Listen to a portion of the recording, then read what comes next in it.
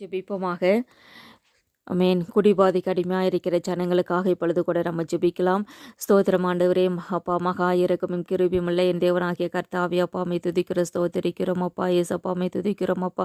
பரிசுத்த ஆவியானவரே, அப்பாமை துதிக்கிறோம், ஸ்தோத்தரிக்கிறோம். திரியக தேவனுக்கே ஸ்தோத்திரம், ஸ்தோத்திரம், ஸ்தோத்திரம் அப்பா. ஆண்டவரே, எங்கள் தேசத்தில் குடிபாதைக்கு அடிமையாக இருக்கிற ஜனங்களை கர்த்தாவா அப்பா உடைய சமூகத்தில் ஒப்பு கொடுக்கிறோம் அப்பா. ஆண்டவரே, ஆமீன் அப்பா. என் தேசத்து ஜனங்களை ஏசப்பா உடைய சமூகத்தில் ஒப்பு கொடுக்கிறோம். சிறு பிள்ளைகள் முதற்கொண்டு ஆண்டவரே முதியவர்கள் வரைக்கும் ஒவ்வொரு ஆண்களையும் பெண்களையும் ஏசப்பா அப்பா உடைய சமூகத்தில் ஒப்பு கொடுக்கிறோம் ஆண்டவரே. அப்பா நீர் சந்தித்து ரட்சித்து விடுதலை ஆக்கும்படியாக ஜெபிக்கிறோம் அப்பா.